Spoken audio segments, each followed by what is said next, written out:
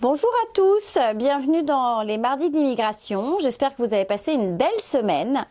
Alors aujourd'hui, j'aimerais échanger avec vous suite à un message que j'ai reçu sur la page Facebook de Du côté de Montréal lorsque j'avais partagé un très bel article d'un journaliste économique québécois qui s'appelle Gérald Fillon et dont le titre était « On manque sérieusement de travailleurs ». Alors oui, effectivement, le Canada, le Québec également particulièrement, sont en manque crucial de travailleurs. Il y a un réel besoin, que ce soit sur Montréal, mais également beaucoup en région, je vous en parle. Donc j'avais besoin d'échanger là-dessus, et notamment sur ce message d'une personne qui dit « Je suis belge, mais quand je vois nos salaires, nos conditions de travail, nos avantages, nos congés payés, notre sécurité sociale, je reste en Belgique. Mais c'est à force de s'informer, et c'est quand les personnes qui veulent résider au Canada sont sur place, qu'elles découvrent ce à quoi elles ont le droit. Alors finalement, les gens réfléchissent, ou viennent quand même, mais sont moins bien financièrement.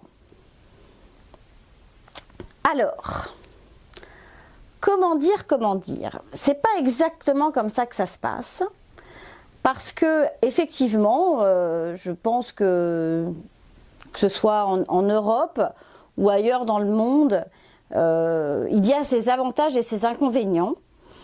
Et effectivement, il est extrêmement important de se renseigner sur la façon dont ça se passe lorsque l'on souhaite venir immigrer et travailler ici au Canada, au Québec ou dans une autre province du Canada.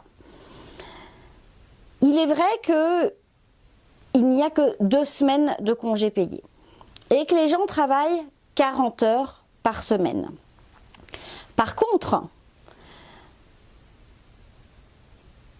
l'ambiance en entreprise, vous avez dû, pour ceux qui ont suivi la conférence et qui l'ont même revue puisque je l'ai publiée sur Facebook, vous avez pu suivre Laurence qui vous parlait justement de cette culture entreprise, de cette hiérarchie qui n'existe pas, de la communication que vous pouvez avoir directement avec votre patron, votre employeur. Et 40 heures, c'est quoi? 40 heures, ça veut dire que vous allez commencer à 8 heures. Ça veut dire que vous allez manger entre un quart d'heure et 30 minutes parce que l'heure du lunch, c'est quelque chose qui va très vite. Et en général, entre 16h30 et 17h, votre journée de travail est terminée, vous rentrez chez vous. À partir de 17h, 17h30, vous êtes chez vous, vous avez une nouvelle vie qui commence. Une vie à la maison avec vos enfants, un partage. Alors effectivement, vous ne travaillez pas, vous n'avez que 2 semaines de congés payés. Ça ne vous empêche pas de demander une semaine sans solde, alors tout le monde ne peut pas s'offrir cette semaine sans solde, mais par contre, vous avez une vie familiale qui existe. Vous avez le droit à cette vie familiale et on ne va pas vous dire, sous prétexte que vous partez à 4h30 ou à 5h du bureau, tu prends ton après-midi et on ne va pas vous demander de rester jusqu'à 8h, jusqu'à 9h. Moi je me rappelle, une époque, mon mari, ça lui arrivait de rentrer à minuit parce qu'il était à la bourre, qu'il était dans le marketing, qu'il devait bosser sur des projets et sur des rendus, et qu'ils étaient tous là en train de travailler comme des fous, parce que dans la pub, dans le marketing, c'est comme ça, les avocats, c'est pareil, ils ont des horaires de fou. Alors je ne vous dis pas qu'ils ne font pas d'horaires de fou ici au Canada. Donc effectivement, il y a ses avantages, il y a ses inconvénients, et il faut bien se renseigner. Concernant les ordres professionnels, j'ai également échangé avec une de mes connaissances qui explique que en fait, pour les travailleurs peu qualifiés, c'est facile de venir, mais par contre pour tout ce qui concerne les avocats, les financiers, les ingénieurs, il y a des ordres et que les ordres protègent les bons jobs pour les bons salaires pour les Québécois. Alors, d'abord, il y a 46 ordres professionnels au Québec et tous les ordres professionnels du Québec ne sont pas obligatoires et vous n'êtes pas obligé d'avoir cette fameuse reconnaissance de diplôme, etc. C'est pas une obligation. Il y a certains ordres qui vous l'imposent, comme les médecins, comme les notaires, comme les avocats, comme les ingénieurs, effectivement, voilà, les infirmières, enfin bon, voilà, effectivement, il y a certains ordres, mais je veux dire, il y a des ordres pour lesquels on va pas vous demander, vous n'êtes pas obligé d'adhérer, vous n'êtes pas obligé d'y être, et il faut se renseigner. Tout est inscrit sur le site internet www.immigration-québec.gouv.qc.ca ou alors sur celui du gouvernement du Canada également, ou mais non, là ça concerne le Québec, parce que ce sont les 46 ordres professionnels du Québec. Et alors ces ordres professionnels, pour lesquels on va croire effectivement qu'il y a une protection, un protectorat, et que ce protectorat est uniquement pour les Québécois et pour les professionnels québécois et pour ceux qui sont nés au Québec et pour ceux qui ont fait leurs études au Québec. C'est pas tout à fait ça. C'est pas exactement comme ça que ça se passe. En fait, suite à une discussion avec un ami qui est belge, tiens, c'est marrant, c'est la journée des Belges, et qui a repris des études effectivement en arrivant au Canada parce qu'il souhaitait pouvoir exercer dans son métier. Donc il est reparti aux études, il a repassé certaines équivalences pour pouvoir effectivement devenir médecin. Il n'y a pas d'accord, en tous les cas à l'époque il n'y avait pas d'accord au niveau de la France, de la Belgique pardon, et du Québec, comme il peut y avoir des accords qui ont été passés sous Sarkozy donc pour la reconnaissance des diplômes France-Québec. Et en fait il nous a expliqué, parce qu'on a échangé avec lui notamment de ce fameux protectionnisme, de cette complication pour les médecins. Et en fait, il nous a très clairement expliqué que au départ, il n'y avait pas tout ça. Au départ, les gens arrivaient, ils étaient médecins, ils pouvaient effectivement être médecins au Québec. Et puis, il y a eu quelques catastrophes. Parce qu'en fait, le niveau d'études, le niveau de formation, les réglementations, l'approche patient, l'approche client, les médicaments, les molécules utilisées, c'est très différent d'un pays à l'autre, de l'Europe à l'Amérique du Nord. Est-ce que vous savez qu'ici, lorsque vous passez une radio, vous êtes habillé? On ne vous met pas en culotte et soutien-gorge, on vous met dans une blouse. Quand les femmes vont chez le gynécologue, elles sont allongées sur une table avec un drap sur elles. Il y a une barrière entre vous et le médecin, vous avez le drap sur vous, vous n'êtes pas toute nue. Il y a un respect du corps. En Europe, le médecin va avoir un comportement très paternaliste. Ici, c'est très différent. L'approche patient est différente et ça, ils l'apprennent. Ensuite, il y a une grosse différence également au niveau de la formation et notamment le niveau de mathématiques et de sciences qui est très différent. Les formations ne sont pas abordées de la même façon. Les réglementations ne sont pas les mêmes. Les lois ne sont pas les mêmes. On doit réapprendre tout ça. Un médecin doit savoir ce qu'il a le droit de faire ou de ne pas faire. Comment est-ce qu'il doit pratiquer certaines choses? C'est pas parce qu'il a pratiqué la médecine pendant 25 ans, pendant 30 ans, qu'on lui dit « t'es nul, tu vaux rien ». C'est pas ça qu'on lui dit. On lui dit juste, ici, la culture est différente, les réglementations sont différentes, tu dois repasser cette équivalence pour apprendre ces réglementations et cette approche patient qui est différente. C'est juste ça. C'est une volonté qui vise à garantir un standard de qualité au niveau de la médecine locale. Mais ce n'est pas seulement la médecine, ça va être les actes notariés. Un notaire ici n'a rien à voir avec un notaire en France ou en Europe. Les ingénieurs, ici, vous avez des ingénieurs dans différents métiers, mais pour tout ce qui est ingénieur en structure, ingénieur, enfin, tout ce qu'on va appeler les ponts et chaussées, ça n'a rien à voir, c'est très différent. Les sols ne sont pas les mêmes, les constructions ne sont pas les mêmes. Anne-Sophie, que vous avez vue il y a quelques semaines, qui est opticienne, qui a passé une équivalence pour pouvoir être opticienne ici. Elle expliquait qu'elle a passé cette équivalence avec différentes personnes de différentes nationalités du monde. Il y a des gens qui n'ont pas réussi l'équivalence. Par conséquent, cette personne doit repasser l'équivalence ou alors changer de métier.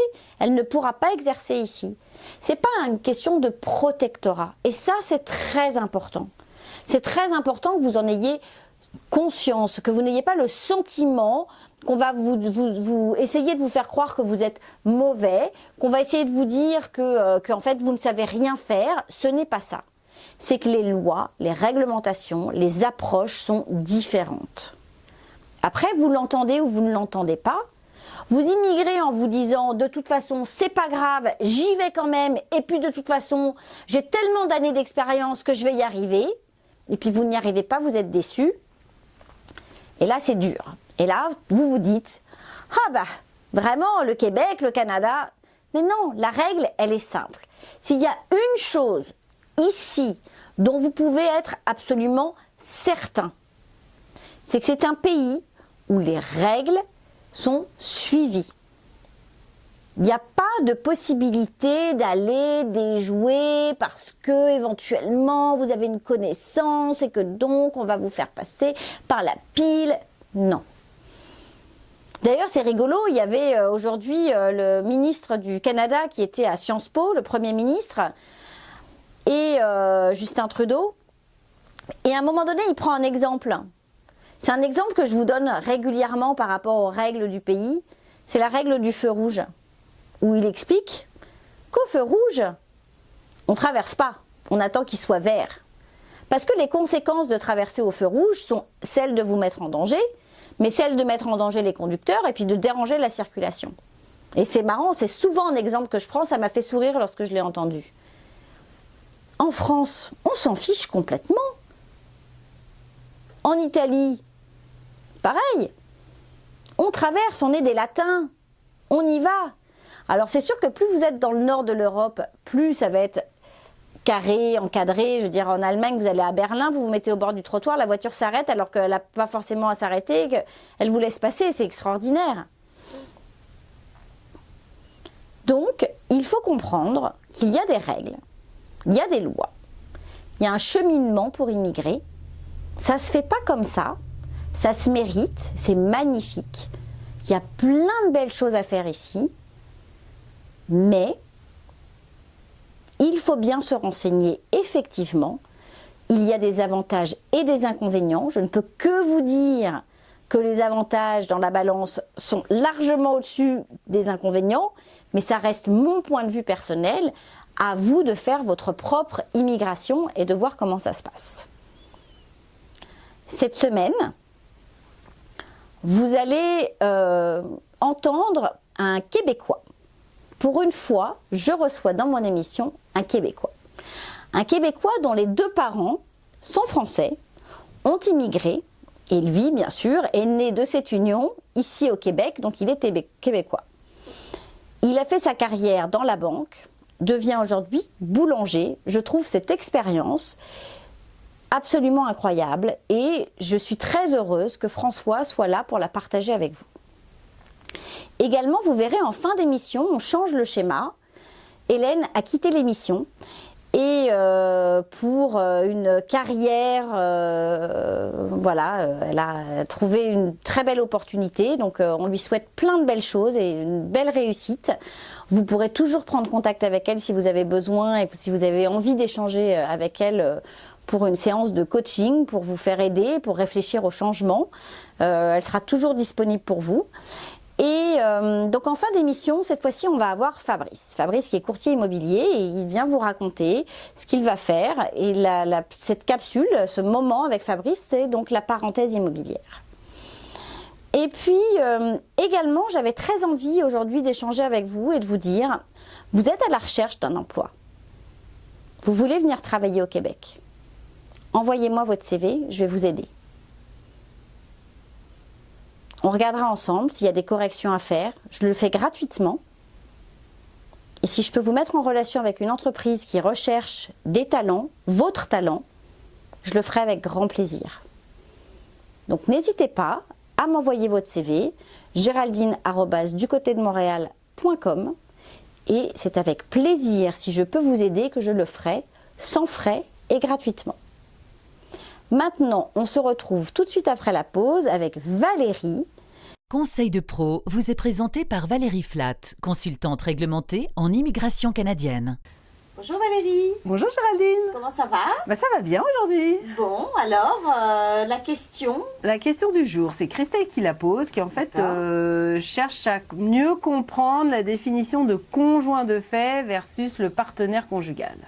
D'accord, effectivement, bonne question. Ouais, parce que dans les cas de parrainage, et puis même dans les cas, je dirais, on est ici, on demande la résidence permanente, se pose la question de savoir comment est-ce que je démontre qu'on n'est pas marié, mais que j'ai un conjoint de fait. D'accord. Donc c'est important de savoir comment est-ce qu'on définit un conjoint de fait versus un partenaire conjugal ou même un époux. Et puis après ça, comment on le démontre. Donc déjà, il est important de bien éclaircir en fait, ce que c'est qu'une relation de conjoint de fait versus un mariage. D'accord. Qui en fait, un mariage, c'est en fait une relation qui est établie en droit, puisque vous passez un contrat, il y a un contrat de mariage, et puis c'est quelque chose qui est reconnu dans la loi, versus une relation qui est en fait établie dans les faits. D'accord, le fait d'être ensemble. Ouais. Donc le mariage, il vous donne le droit en fait d'être vu et pris pour un couple, versus conjoint de fait, c'est à vous de démontrer que vous êtes un couple. D'accord. Pour être simple et synthétique. D'accord. Donc le mariage, c'est sûr que si vous êtes marié hier et puis que après-demain vous faites une demande de parrainage, on va l'agent va peut-être demander, mais ça fait combien de temps que vous vous connaissez? C'est-à-dire que même de fait dans les formulaires, on va vous dire, mais vous êtes rencontrés il y a combien de temps? Si vous êtes rencontrés il y a 10 jours, vous êtes mariés la semaine dernière et que vous présentez la demande de parrainage, ça va peut-être poser un petit problème. Oui, quand même. Ouais, depuis quelques temps. Ouais, faut qu'il y ait une logique, faut qu'il y ait une petite logique, même si dans les faits vous êtes des mariés et puis légalement et puis que c'est un statut légal vis-à-vis de la loi, faut quand même rester assez logique avec la compréhension de l'agent qui va se dire mon Dieu, si c'est pas un mariage, ils étaient à Cuba la semaine dernière, ils se sont rencontrés sur la plage, ils sont mariés à Las Vegas et ils sont arrivés et voilà, c'est un peu bizarre. Donc il faut quand même que ça tienne debout. Donc par contre, le conjoint de fait, alors lui là du coup il faut qu'il démontre qu'ils sont dans les faits un couple, au même titre que les époux mariés. Alors comment on démontre qu'on est un couple? Eh ben, en fait, déjà il faut avoir habité, par rapport à la loi de l'immigration du Canada, il faut avoir habité sous un même toit 12 mois ensemble. Sous un même toit qui peut être différents toits, on s'entend, on peut avoir déménagé, mais il faut avoir habité ensemble 12 mois. Alors il y a des gens qui me demandent tout le temps, oui mais alors qu'est-ce qui se passe si mon conjoint voyage, parce qu'il a des voyages d'affaires, oui, il n'y a pas de problème, là j'ai eu des clients, monsieur est même... chef de cabine pour une compagnie aérienne, il passe clairement sa vie dans les avions. Sauf que sa maison, c'est ça, c'est sa maison, son toit, sa famille, ils habitent tous sous le même toit, c'est-à-dire que quand il a fini son travail, là où il dort et là où il se réunit et il revient se reposer, c'est avec madame et les enfants, sous le même toit. D'accord, donc en fait, il faut être capable de prouver via un loyer ou via Alors, il y a les baux, ça marche très très bien. Si vous êtes propriétaire de la maison, c'est encore mieux. Mais après ça, il y a forcément toutes les factures qui arrivent à la maison. Donc, l'eau, l'électricité, gaz, téléphone, Internet, câble, tout ça. Ça peut être au nom de l'un ou de l'autre ou des deux. Idéalement des deux, mais on ne peut pas mettre les deux forcément pour tout. Donc, généralement, on dit l'un ou l'autre. Les déclarations d'impôts, ça c'est vraiment top parce que généralement quand on est conjoint, on déclare l'autre pour avoir plus de parts et donc payer moins d'impôts. Donc ça c'est très bien les impôts. Si vous avez une voiture en commun, généralement elle est au nom des deux. Les assurances, pareil. Si vous êtes sous la même habitation, généralement les assurances, les deux noms apparaissent. Donc il y a beaucoup quand même de documents qu'on peut présenter pour démontrer qu'on habite sous un même toit et qu'on partage les dépenses de la vie de tous les jours ensemble. C'est-à-dire que généralement l'idéal c'est d'avoir un compte joint où on fait au moins les dépenses associées à la maison à partir de ce compte joint. D'accord. Même si on veut garder son argent de son côté dans son compte personnel, c'est toujours bien, je recommande toujours aux gens d'avoir un petit compte joint de dépenses communes. Quotidiennes. Communes et quotidiennes, juste pour la vie de tous les jours. Ça c'est toujours bien et puis parce qu'on ne fait pas ça, voilà, c'est ça. En fait, la différence du conjoint et du colocataire, c'est que généralement, il y a plein de choses qu'on ne ferait pas avec son colocataire, qu'on fait plus facilement avec un conjoint. C'est ça. Par exemple, ne serait-ce que ça, déjà le conjoint, on ne va pas s'amuser à faire ça avec un colocataire. Je dirais que les assurances, généralement, c'est en nom propre, on ne met pas son colocataire comme éventuellement personnes qui pourraient toucher les assurances au cas où, enfin surtout les assurances vie, ce genre de trucs. Ouais, si au travail, par exemple, on vous demande généralement, quand vous êtes employé, il y a une assurance, souvent il y a des assurances au travail où ils vous demandent de mettre qui serait le bénéficiaire. Bah, généralement, vous mettez votre conjoint et pas votre colocataire. Donc il y a plein de petites choses comme ça qui sont finalement assez faciles à prouver et que l'agent repère rapidement. Et puis se dit, bon, voilà, c'est vraiment des conjoints, bon, sans parler des photos, évidemment. Oui, bien sûr, les photos depuis un an. Les photos, ensemble, et pas tellement ensemble, hein, je reviens toujours sur le fait que c'est plutôt des photos qui montrent que vous êtes connus socialement par tout le monde comme en tant que couple. C'est ça, la famille, les cousins, les copains dans les soirées, même les cartons d'invitation, on vous invite peut-être ensemble, un carton de mariage, un carton d'invitation, c'est un super bon exemple parce que généralement on vous invite pas, si vous êtes coloc, vous allez recevoir chacun votre carton, alors que là si on vous invite tous les deux, bah, c'est clair que vous êtes associés en tant que couple. Donc ça c'est toujours bien. Et donc voilà, quoi. Les conjoints de fait, ce sont vraiment des gens qui ont dû passer un moment dans leur vie. Alors c'est pas forcément les 12 mois qui précèdent la demande de résidence permanente, mais un moment dans leur vie, ils ont réussi à passer 12 mois ensemble. Après ça, il se peut qu'il y ait eu des moments de séparation. Alors pas de rupture, hein. S'il y a une rupture, on repart à zéro. Alors on met les compteurs à zéro. Mais s'il y a eu des moments de séparation parce que je dois aller faire un stage de 3 mois à l'étranger dans le cadre de mes études ou une formation dans le cadre de mon travail ou n'importe quoi, il y a des choses comme ça qui arrivent dans la vie. Mais ça c'est pas grave parce que du moment qu'on a vécu au moins 12 mois, alors là c'est consécutif, sans rupture, un moment dans sa vie, puis qu'après ça on a continué à maintenir une relation de couple même s'il y a eu des petits voyages entre temps ou des petits moments de séparation involontaires en gros, ça c'est pas grave, ça marche aussi pour démontrer qu'on était conjoint de fait. D'accord. Voilà. Alors, donc le troisième cas c'est donc les époux mariés et avec un mariage établi sous la loi. Les conjoints de fait, là c'est sous les faits.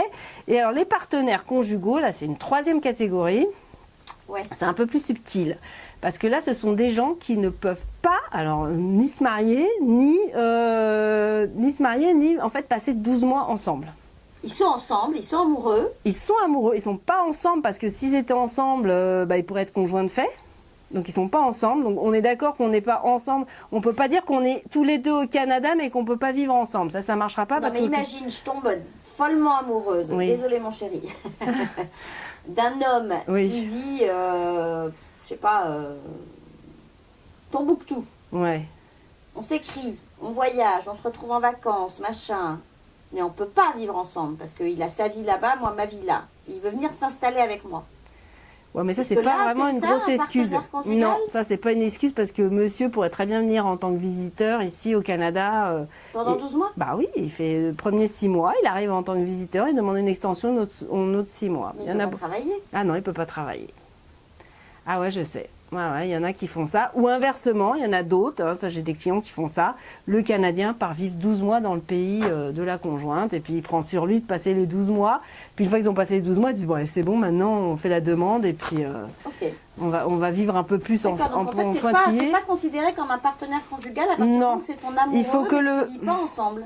Ah non, parce que c'est un choix à vous. Finalement, vous n'avez pas fait l'effort, je dirais, à un moment de dire bon, allez, on y va, on vit ensemble 12 mois, même si ça coûte financièrement, qu'il n'y en a qu'un qui peut travailler et l'autre pas. Il ne faut pas que ce soit des raisons économiques. Le partenaire conjugal, ce n'est pas une raison économique. On ne peut pas justifier qu'économiquement, on ne pouvait pas vivre ensemble parce que sinon, il y en avait un qui ne pouvait pas travailler parce qu'il n'était pas dans son pays ou qu'il n'obtenait pas forcément un permis de travail pour travailler dans le pays de l'autre. Par contre, ça peut être un problème plus donc par rapport aux orientations sexuelles, problème de religion, problèmes culturels, j'allais dire. Moi, dans ma culture, c'est pas moi qui choisis mon mari, c'est forcément ma famille qui va choisir mon mari. Puis je tombe amoureuse d'un Canadien. Et puis moi, mes parents, dans mon pays, je peux pas voyager. J'aurais même pas le droit d'obtenir un passeport sans l'autorisation de mon père par écrit. Donc je pourrais jamais voyager. Et puis c'est un pays où en fait mon mari va venir et puis ma famille va le tuer, quoi. Donc D'accord. c'est Donc vraiment ça, c'est le partenaire conjugal. ça, c'est le vraiment partenaire pour des conjugal. pays, d'accord. Ouais, c'est des gens qui sont en fait en situation de risque, qui sont en situation de risque, ils sont dans leur pays, et si le partenaire conjugal vient aussi, ça va pas fonctionner non plus, quoi. Ok. Donc c'est des démonstrations. Bon, généralement, ce sont des dossiers assez touchy. Ouais, il faut démontrer. Ouais, il y a pas mal de choses à démontrer, mais on peut pas justifier que pour des raisons économiques et puis personnelles. Non, écoutez, moi, quand même, je trouve ça un peu pénible d'aller passer un an dans le pays de l'autre et puis de mettre entre parenthèses ma vie parce qu'il faut que je passe 12 mois avec quelqu'un. Bon, j'avoue que c'est pénible. En même temps, j'avoue que pour certains, j'en ai croisé plus d'un qui disaient c'est quand même pénible d'avoir à faire ça dans sa vie. Bon, c'est que 12 mois en même temps. Mais c'est vrai que ça met entre parenthèses son petit confort, sa petite vie. Et puis d'un autre côté, il y en a d'autres qui viennent ici passer 12 mois, puis j'en connais. Et puis c'est dur aussi. Les enfants sont déscolarisés pendant 6 mois, le temps d'obtenir quelques documents. C'est un peu compliqué pour tout le monde, mais ça se fait. Mais ça se fait. Ça se fait. Au final, je dirais que l'amour est gagnant. L'amour sort gagnant. Vraiment amoureux, ouais, je pense on y arrive. Et alors, après ça, la fin, je dirais, si vous êtes donc pas partenaire conjugal avec des problèmes autres là qui vous dépassent là, mais si c'est finalement le plus simple, c'est le mariage, quoi. Ouais, quoi. Mariez-vous. C'est ça. Alors là, on se marie, puis là, il n'y a plus de questions qui se posent. Allez à Las Vegas. C'est ça. Là, c'est l'opération. Si vous n'avez pas envie ni l'un ni l'autre d'aller passer 12 mois chez l'un ou chez l'autre, mais que vous avez envie de vivre ensemble, et puis, mais voilà, que c'est cette période de 12 mois sous le même toit qui est compliquée. Vous n'êtes pas obligé de faire un énorme mariage avec 200 personnes. Ah non. Moi, j'ai des clients. Ça peut être un mariage à deux. Ils se marient. Exactement. Et... Moi, j'en connais plusieurs qui ont fait ça. Qui ont dit allez hop, on le fait, puis ça sera fait, puis comme ça, on n'aura pas tout ce problème-là sur le dos. C'est facile de prouver que vous êtes ensemble depuis très longtemps, même si vous ne vivez pas forcément sous le même toit. Vous avez vos photos, vous avez vos... Oui, parce qu'il y a des couples aussi qui décident de ne pas vivre ensemble, quoi, qu'ils ont chacun leur chez-soi, et puis ils sont ensemble, mais ils vivent chacun, donc c'est compliqué, et je comprends que ce soit compliqué, et que ce sont des relations un peu hors normes. Modernes. Et que malheureusement, la loi n'est pas encore aussi moderne. On n'a pas le 2.0 de la loi d'immigration. Ça va venir. Déjà là. 4.5 là. Ouais, on est déjà au 4. Non, parce que déjà les relations de même sexe sont reconnues. Mais c'est vrai. Elle a déjà beaucoup avancé la loi, mais je sais qu'il y a encore un petit effort à faire pour ce genre de relations modernes. Moi, quand j'ai démarré il y a 10 ans. On refusait littéralement, les agents remettaient beaucoup en question le fait qu'on se soit rencontrés sur Internet. Aujourd'hui, on se pose même plus la question, c'est limite normal, quoi. On s'est rencontrés. C'est même d'ailleurs bizarre si vous vous êtes pas rencontrés sur Internet. Oui. Et là, moi, je me rappelle que donc il y a 10-15 ans, tous ces gens qui s'étaient rencontrés sur Internet, c'était entrevue automatique, parce qu'on disait c'est juste pas possible de tomber en amour par le biais d'un écran. Je dis non, on ne se pose même plus la question, on ne peut plus passer d'entrevue pour ce genre de relation. Donc je vois que les mœurs, les mœurs se changent. Mais enfin, sachez que donc pour tout ce qui est conjoint de fait, et de fait, si vous allez demander une demande de résidence permanente et que vous avez un conjoint de fait avec vous qui est déjà au Québec, sachez que vous allez devoir aussi démontrer tout ça. Oui. Il va falloir démontrer que c'est effectivement un conjoint de fait que vous rentrez dans votre demande. Il va falloir démontrer que c'est effectivement quelqu'un avec qui vous avez vécu 12 mois. Allez, c'est possible. C'est possible, on y croit. Mariez-vous. Et sinon, vive le mariage. Mais bon, écoutez, voilà. Vous pouvez nous inviter à votre mariage. Aussi. On sera ravis. Et puis, écoutez, Valérie, on se retrouve la semaine prochaine. De toute manière. Et puis nous, on se retrouve après la pause. La parole est à vous, vous est présenté par Du Côté de Montréal, partenaire de votre immigration. Bonjour François. Bonjour. Merci d'avoir accepté mon invitation. Merci Géraldine. Donc je suis ravie d'avoir enfin un Québécois sur mon plateau, ce qui est rare. D'ailleurs, je crois que vous êtes le premier. Donc, mais pas 100%. Voilà, c'est ça. Mais pas 100%. Donc c'est justement ce qui est intéressant, si vous pouvez donc... si tu peux, on a dit qu'on le faisait à la québécoise, m'expliquer voilà, ton histoire et ce multiculturalisme qui t'habite. Parents français, ma mère est de Sauteville-les-Rouen en Normandie, mon père est de Bordeaux. Ils sont arrivés ici je pense en 61 ou 62. Mon frère est né en 62 et demi, moi en 64. Et 3 ans après, mes parents ont divorcé, mon père est reparti vivre sur Bordeaux. Et ma mère est restée ici. Chacun de leur côté, mes parents ont été en couple pendant 45 ans. Mais avec la deuxième personne. C'est ça. Donc, et leur choix d'immigration, est-ce que tu sais pourquoi? Bon, on est encore, je pense, dans les années 60, comme une grande vague d'immigration française. On vient juste d'avoir une vague d'immigration italienne et espagnole juste avant. Début des années 60. De ce que j'ai pu comprendre, des photos que j'ai, des discussions, je pense que l'après-guerre a eu des vagues de réussite pour certains, plus dures pour d'autres. Mes parents sont peut-être pas assez bien intégrés dans la mentalité début des années 60 à ce moment-là dans le coin. Puis après, il peut y avoir des histoires familiales qui fait que c'était peut-être plus dur pour eux. Ils ont ouvert un commerce de foie gras à Brantôme. J'ai une photo d'ailleurs il faut absolument que j'agrandisse et que je... Incroyable. Oui, parce que c'est une des rares photos que j'ai de mes parents ensemble.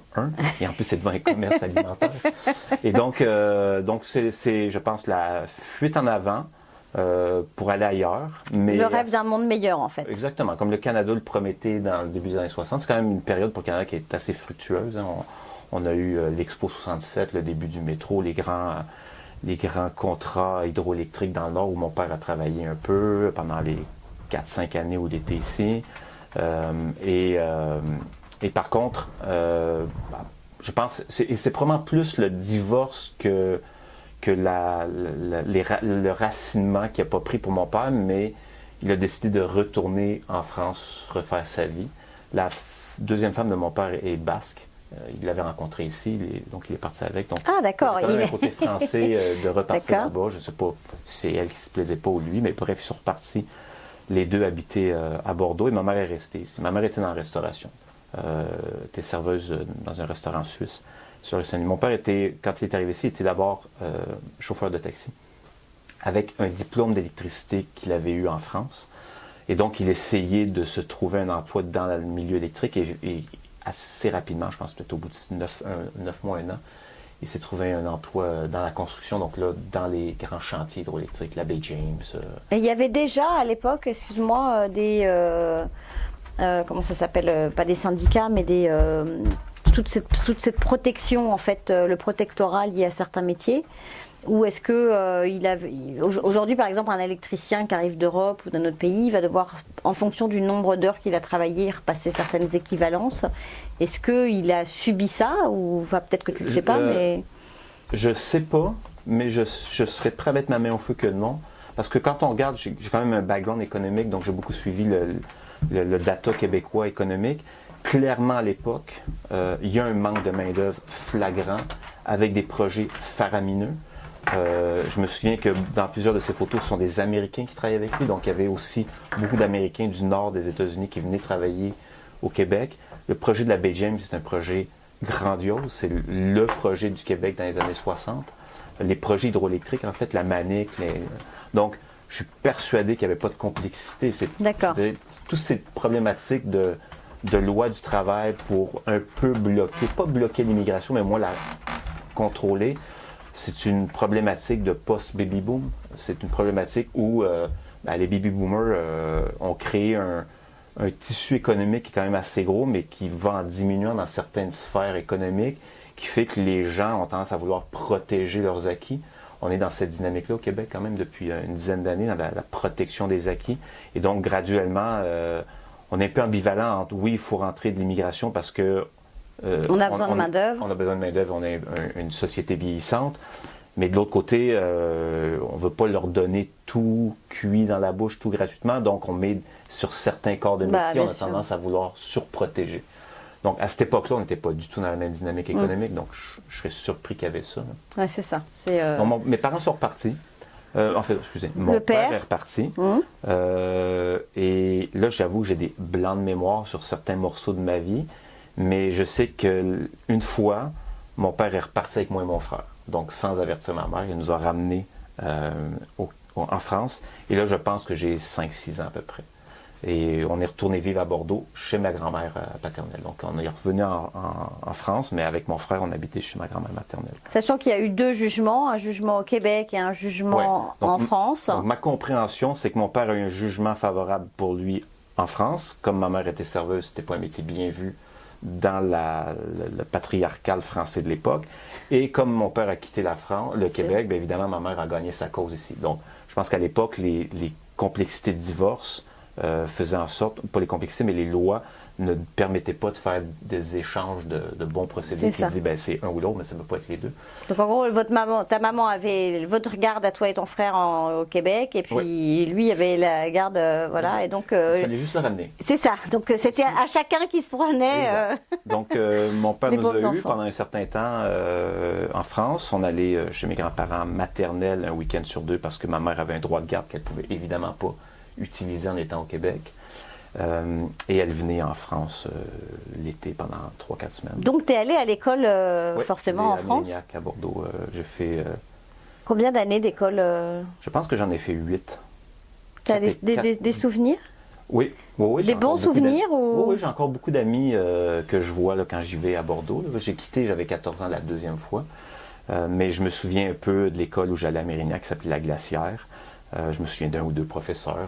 Et ça se passait bien ou oui. En fait, il y a eu des souffrances à l'école française versus l'école québécoise ou en fait, des différences? Mon frère, oui, moi, non. Donc, j'ai cette capacité d'adaptation aujourd'hui dans à peu près toutes les situations qui fait que je me dis, c'est probablement ce qui m'a été imposé à l'époque, parce qu'on arrivait des fois en milieu d'année scolaire. Les 2 fois où on a quitté en milieu d'année scolaire. Donc, il fallait l'adaptation. Cela dit, en arrivant en France, j'étais le petit Américain. Ouais. Puis en arrivant ici, j'étais le petit Français. Et comme j'ai un certain humour ou une certaine capacité de me créer une carapace humoristique pour passer au travers des événements, j'étais assez bien accepté. Moi, j'ai eu un bon cercle d'amis ici et là-bas, mais j'ai été obligé de m'adapter. Donc, en France, j'ai l'accent français. Ici, j'ai l'accent québécois. Mais tu sais faire les deux? Ah oui, quand j'y vais après 2-3 jours, c'est fini parce que me faire répéter tout le temps, je suis fatigué. Là. Donc, je m'adapte bien là-bas, je m'adapte bien ici. Et à l'âge de 10 ans, ma mère a eu un droit, je ne sais pas comment elle l'a gagné, mais elle a eu un droit de nous avoir en vacances à Montréal. Donc, mon père nous a envoyés pendant 3-4 semaines avec promesse de nous renvoyer. Et évidemment, à la fin du 4 semaines, ma mère a dit l'appeler pour lui dire... t'as pas besoin de les chercher parce qu'ils vont rester ici. Donc, ma mère ne nous a pas renvoyés. Et ça a duré combien de temps? 1 an. D'accord. 1 an parce que l'année d'après, mon père est venu en vacances et il a laissé son passeport français à ma mère. Ma mère a fait garder l'aéroport de Montréal et mon père qui avait un passeport canadien, un passeport français, a pris son passeport canadien, on a traversé aux États-Unis, on est parti de Buffalo. Moi et mon frère, avant de prendre l'avion, il a appelé ma mère et il a dit t'as pas besoin de les chercher parce qu'ils repartent avec moi. Donc, on est reparti. Donc, on a fait une année complète à Montréal autour de 10 ans. Donc, ma 5e année qu'on appelle chez nous. Et puis, du jour au lendemain, on a disparu. Mes amis me racontent les histoires après quand François, il est où? François, il est où? Ma mère dit, il est reparti. Puis, ça fait beaucoup d'émotions dans les amitiés. Donc, on est reparti. Donc, j'avais 11 ans. J'ai fait 3 autres années donc en France jusqu'au, je ne vais pas dire de bêtises, mais je pense ma 2e. Donc, juste un peu avant le lycée. Où on est au lycée à ce moment-là? 14-15 ans, ouais, c'est soit la 3e, soit la seconde, ouais, c'est ça, c'est avant... C'est la seconde. Je me souviens que j'ai fait ma seconde. Voilà. Donc, je m'en allais en première. Et donc, là, ma mère, une fois de plus, est en France, en vacances. Et à la fin des vacances, entre mon frère et ma belle-mère, ça s'est mal passé.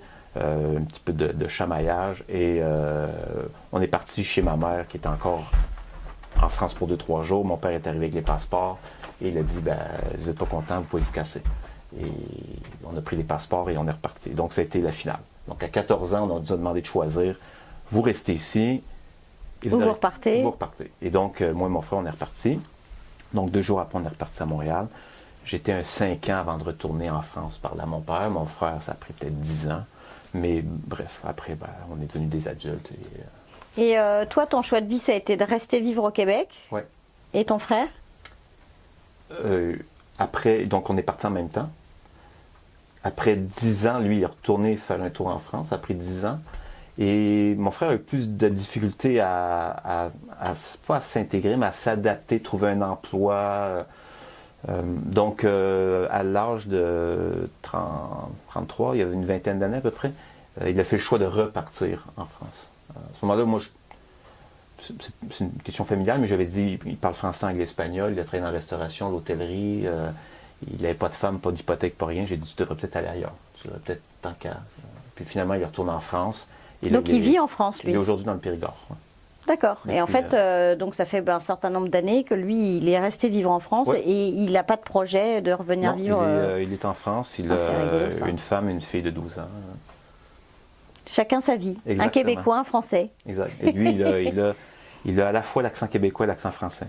Il parle français avec des sacres, des jurons québécois. C'est incroyable. Ouais. Et en France, il est vu comme un Québécois ou il est vu comme un Français? Je sais pas. On se parle pas si souvent que ça, mais je pense qu'il est perçu comme... C'est un petit village, hein, donc... Ouais, donc c'est un peu le petit Québécois du village qu'on affectionne. Ouais.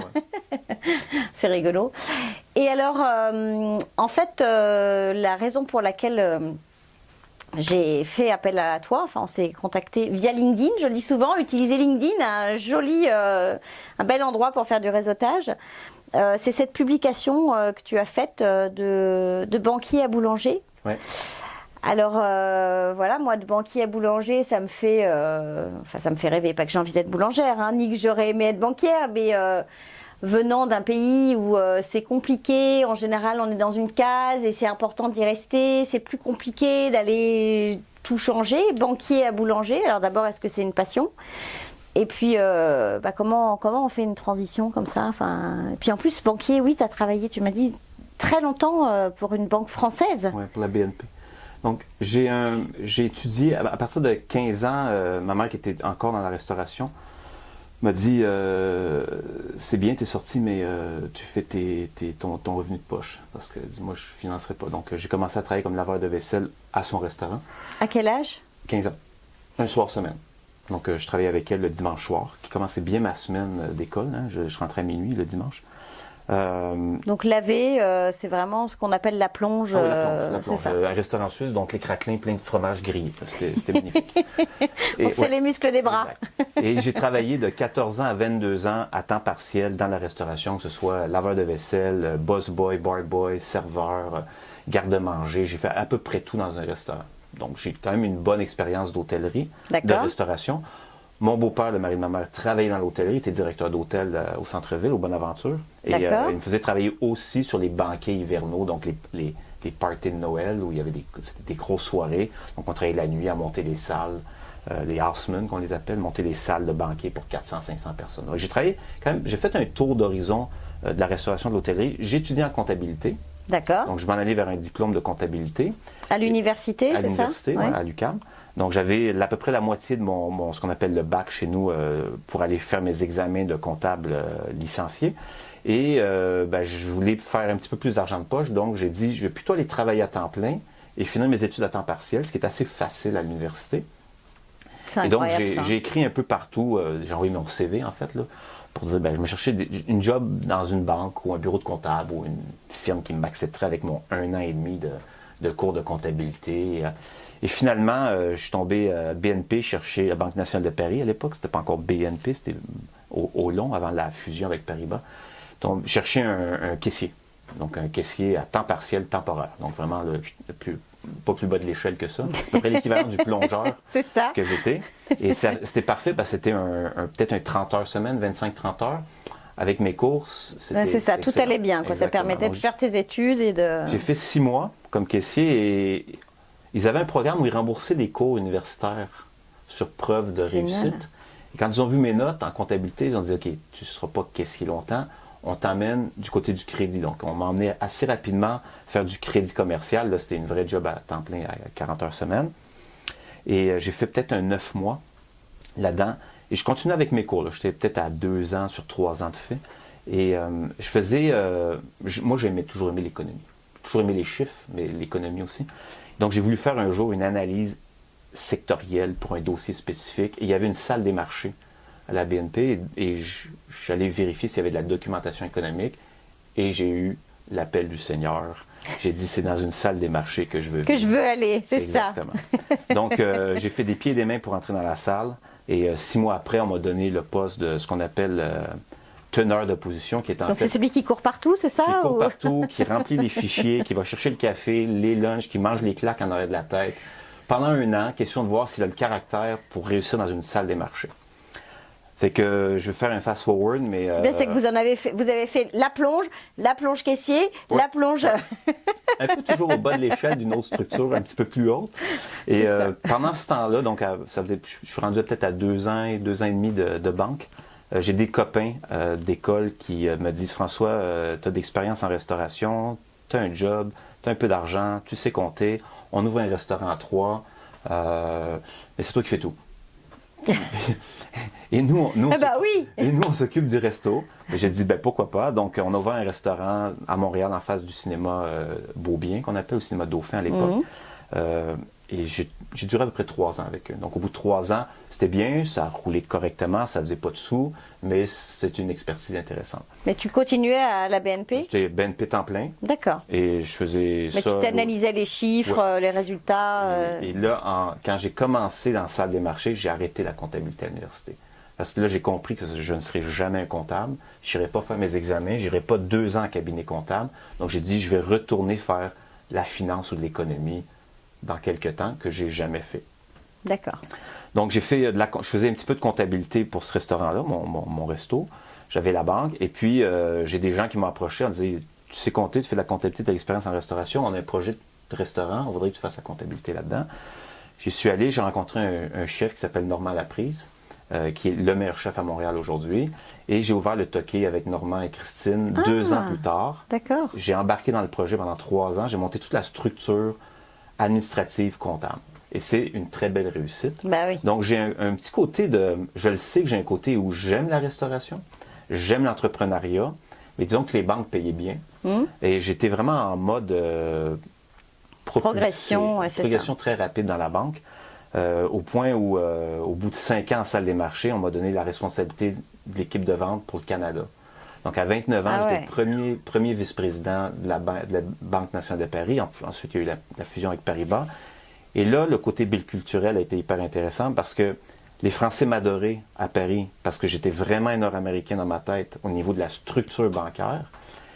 Et j'avais quand même ce côté français où ils étaient capables de m'expliquer une structure et un produit et de le réintégrer dans une structure nord-américaine. Donc, je faisais 4-5 fois par année la navette Paris-Montréal où j'allais rencontrer les équipes à Paris, j'apprenais les produits, je les ramenais à Montréal.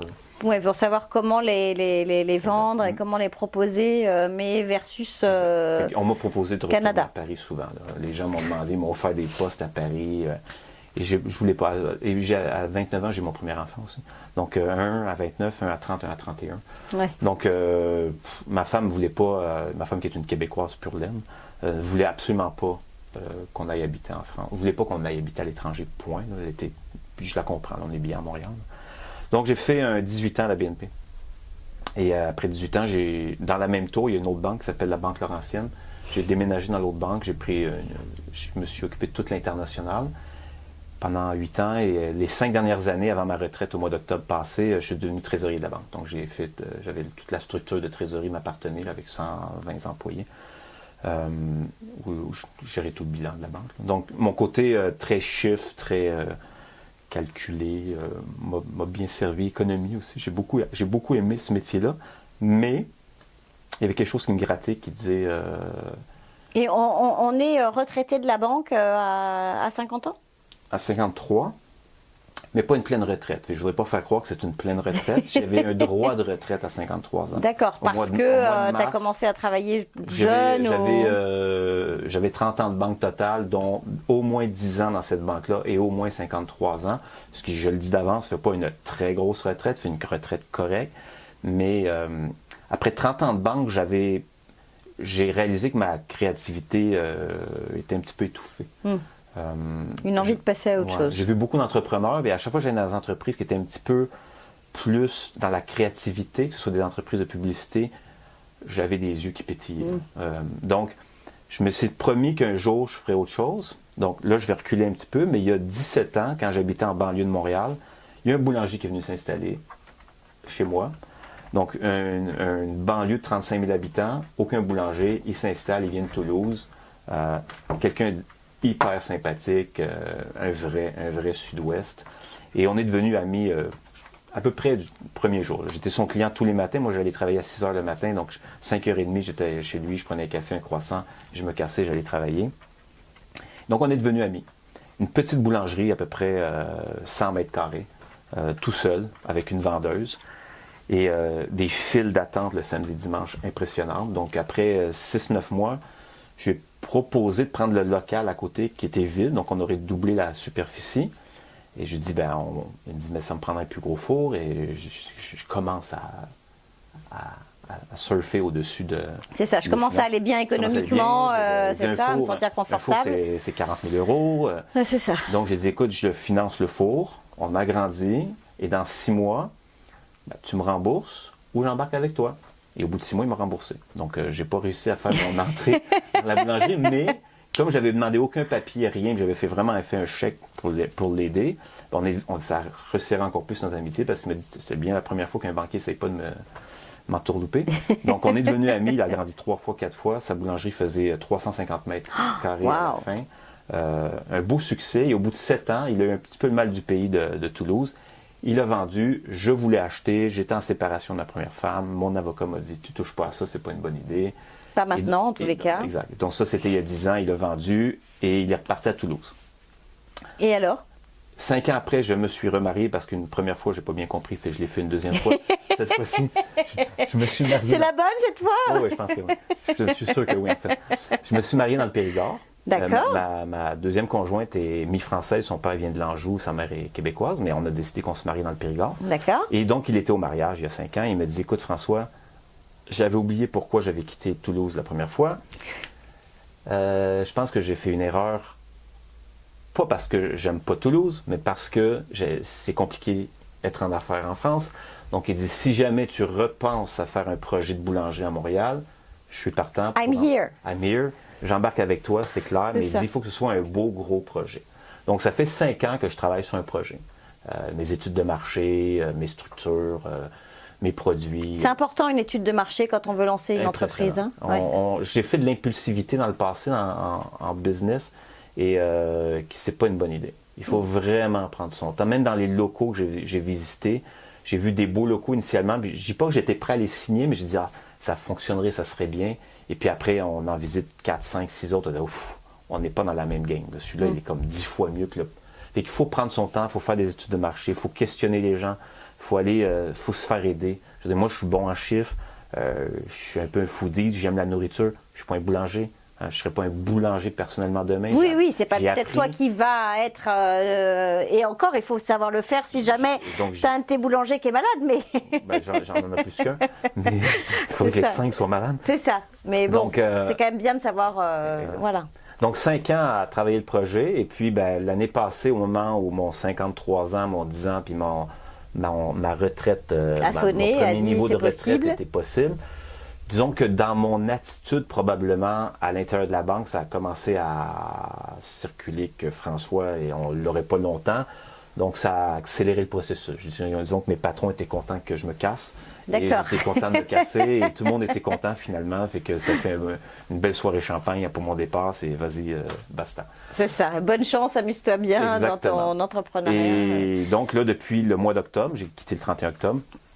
Je suis à temps plein sur le projet que je me disais, va probablement prendre un an et demi avant de le faire aboutir.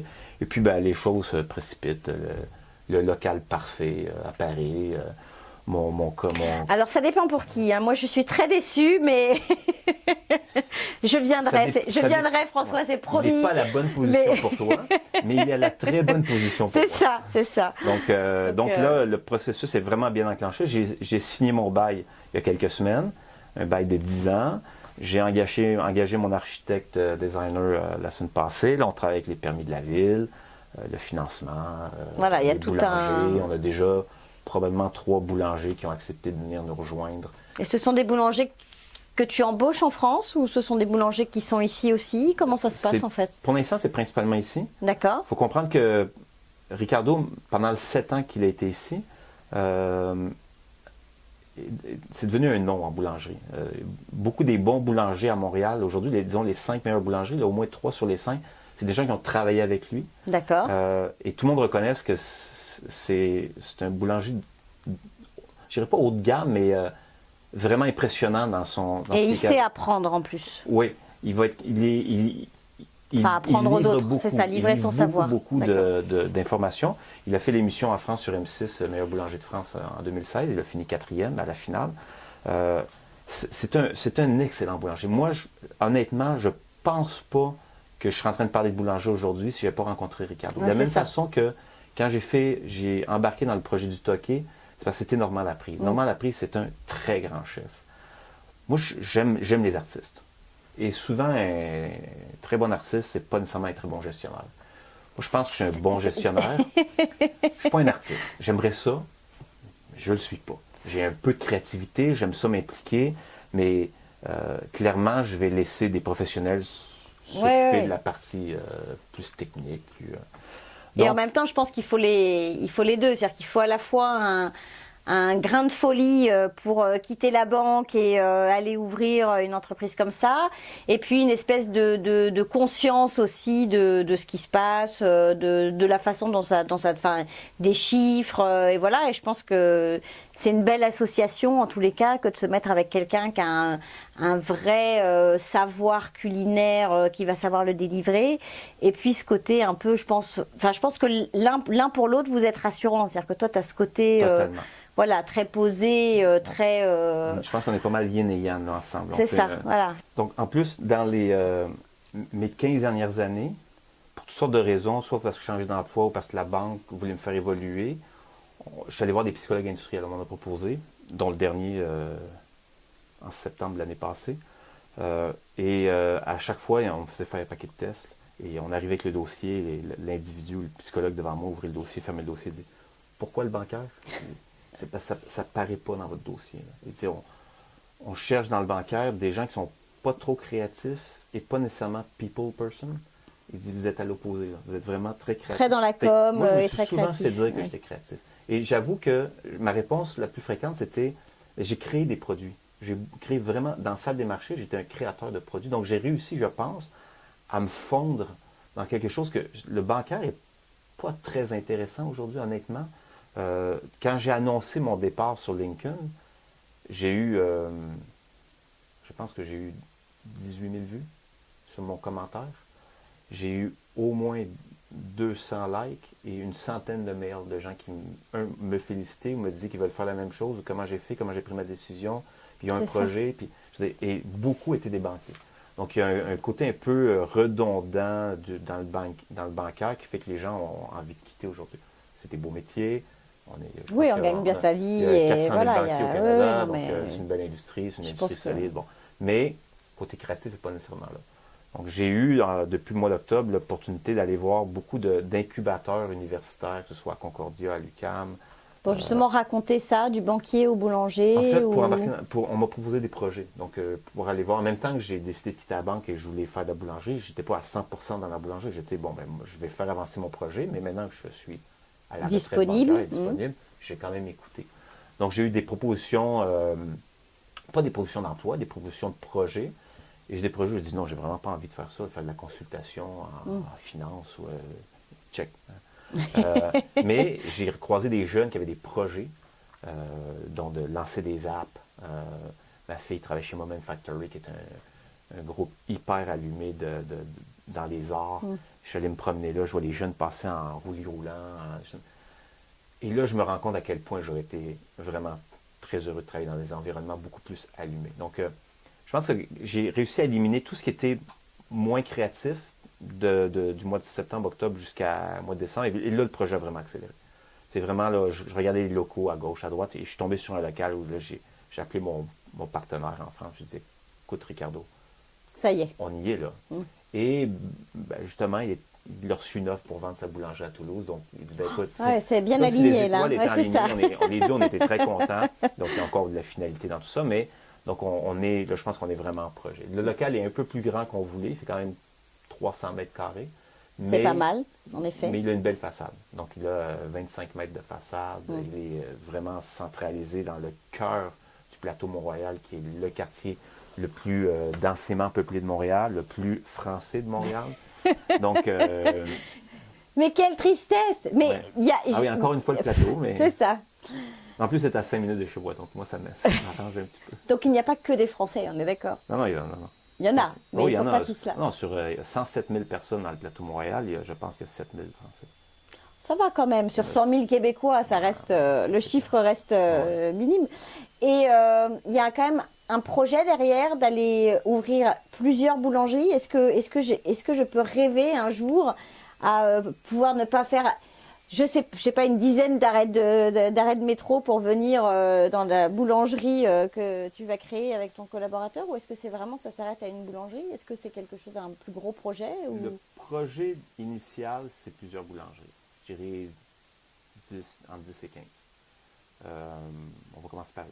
Mais le projet initial, c'est effectivement une chaîne de boulangeries. Cela dit, je ne veux pas faire une chaîne de franchisés. Et je veux un petit concept coopératif avec les boulangers. On manque de bons boulangers au Québec. Il y en a quelques-uns. Mais la boulangerie, ça prend beaucoup de place. Ça grossit vite. Vous avez à peu près une boulangerie par 35 000 habitants sur l'île de Montréal. C'est une par 1800 en France. Ouais.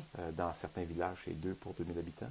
Oui, c'est vrai, nous, on en avait 3 pour 3000 habitants. Ouais, Donc, il y a de la place pour des boulangeries. Il y a évidemment des quartiers qui sont peut-être un peu moins preneurs.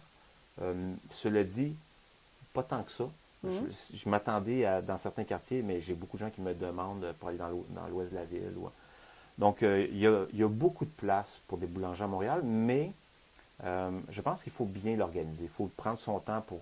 Il ne faut pas juste faire une petite boulangerie qui va survivre Bah, surtout qu'ici, tu m'arrêteras si je me trompe, mais être boulanger, ça ne veut pas juste dire faire du pain et des pâtisseries. C'est aussi avoir un petit endroit où on peut se boire un café, un chocolat, avoir du wifi, pouvoir y passer la journée, que ce soit un endroit un peu cosy où une personne puisse venir se poser, venir éventuellement pour un rendez-vous XY avec une personne, que ce soit pour du professionnel ou du...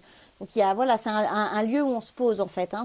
C'est pas juste un endroit où on vient acheter son pain ou acheter son gâteau puis on s'en va en fait. Exact. Et j'arrive de l'Europain. J'étais à Paris 2 semaines pour l'Europain 2018. C'était mon premier évidemment. Donc je vais voir les équipements, les meuniers, les principaux joueurs, les frigoristes. Bon. Et j'en ai profité aussi pour faire une tournée des boulangeries à Paris. J'en ai fait peut-être une douzaine, dont des très belles et des très bonnes. Je suis allé à Copenhague après pour aller voir des concepts de plus de café, boulangerie aussi. Je suis retourné à Lyon pour finir, faire une 5-6 boulangeries. Alors, ce que je trouve, c'est qu'évidemment, en France, on a des excellents pains. On a vraiment des boulangeries de haut calibre. J'en ai visité quelques-unes. C'était solide. Incroyable, comme pain. ouais. Par contre, dans les concepts, on demeure vieux jeu. C'est ça. Les looks, les vitrines, ça fonctionne. Je veux dire, les bonnes boulangeries ont des line-up. Cela dit, quand on se promène un petit peu, on voit d'autres concepts qui sont un peu plus café, resto, barista. Il y en a très peu à Paris. Je dirais un peu comme le pain quotidien qui est à Paris, mais qui ne fait pas nécessairement du bon pain. Ouais, donc, je n'essaie pas de comparer le pain quotidien avec du bon pain. C'est le concept, en fait, de pouvoir se poser sur une table, c'est ça, avec un Wi-Fi. On est rendu à 400 pains quotidiens dans le monde. Et donc, ça, j'aime beaucoup ce concept-là. Mais à la base, il y a du pain. Je veux dire, mon produit initial, c'est du pain. C'est du bon pain, en fait. À Copenhague, j'ai vu des super beaux concepts, mais Copenhague est très design, très trendy. Par contre, les pains sont mauvais. C'est des pains très nordiques, le gros pain, sucrés, c'est ça. Bon, à part quelques smørrebrød de sandwich de pain scandinave qui étaient beaux.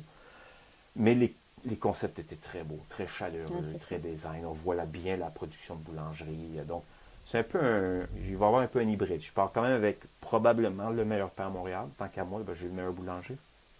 Après, j'essaie d'en faire un endroit plaisant à aller. Donc, comme j'ai quand même 300 mètres carrés. C'est un bel endroit. J'espère avoir un 40 à 50 places assises. Il faut faire attention avec le Wi-Fi, là, où les gens viennent s'installer parce qu'ils prennent la table toute la journée pour un thé. Là. Mais ce qu'on voit de plus en plus, c'est qu'il y a des endroits où il y a beaucoup d'ordinateurs ouverts. Les gens vont mettre une pancarte en disant de 11h à 15h, s'il vous plaît, pas de laptop, pas d'iPad sur les tables parce qu'il y a des clients qui viennent manger. Ça, je pense que c'est bon joueur et les gens respectent. Donc, je vais avoir un lounge et des tables. Donc, les gens pourraient aller dans le lounge s'installer.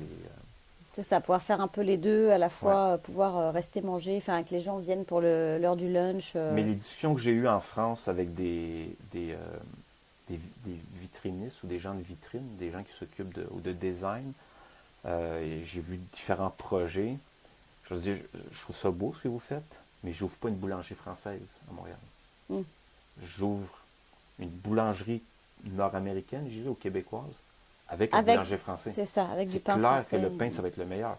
Mais le reste, c'est pas un concept français. Ah ben non, parce que ça ne marcherait pas ici. Hein. Ben, c'est pas le but.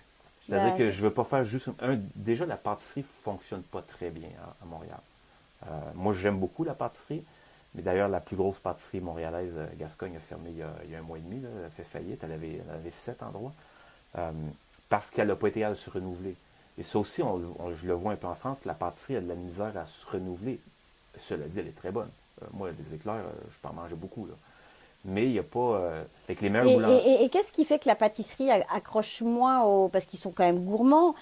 Alors, est-ce que c'est parce que c'était trop de la pâtisserie, entre guillemets, traditionnelle, façon française? Parce que je vois quand on va chez IGA, enfin, où les gâteaux qui sont des gros gâteaux pleins de crème... ou c'est ça, avec une sorte de génoise. Enfin, alors, j'avouerais que ça m'arrive d'en acheter de temps en temps et je les trouve quand même très très bons, plein de sucre, mais très très bons. Donc, ça va être le cheesecake ou ce genre de choses, ça va plus être vraiment ces gros gâteaux crémeux, entre guillemets, nord-américains. Est-ce que si c'est plutôt de la petite pâtisserie, de la petite tarte, de l'éclair, qu'est-ce qui fait que ça... Parce que le Québécois est gourmand quand même. Ouais. Je te dirais, quand j'en emmenais la pâtisserie, quand mes amis me recevaient, je disais, j'emmène le dessert. Et je pouvais acheter de la pâtisserie française. Là. Ils étaient tous contents, j'en emmenais. Mais de façon générale, le Québécois ne planifie pas son repas en entrée, plat principal, fromage, dessert. Il ne se rend pas au dessert dans sa tête. Donc, on planifie rarement jusqu'au dessert. Ah, d'accord, c'est Et intéressant donc, ça. Je pense qu'on se bourre Sur le plat, c'est ça? sur le plat. Et s'il y a du fromage, le fromage au Québec a quand même pris une ampleur inimaginable. Il y a des très très bons fromages très québécois. Cher, mais très bons. Oui, c'est ça. Dans les 10 dernières années. Ce qui fait que les gens ont presque hâte de se rendre au fromage. Ils sont contents parce qu'on a les beaux plateaux de fromage. Maintenant, on a au-dessus de 400 fromages québécois. Il n'y a plus de place.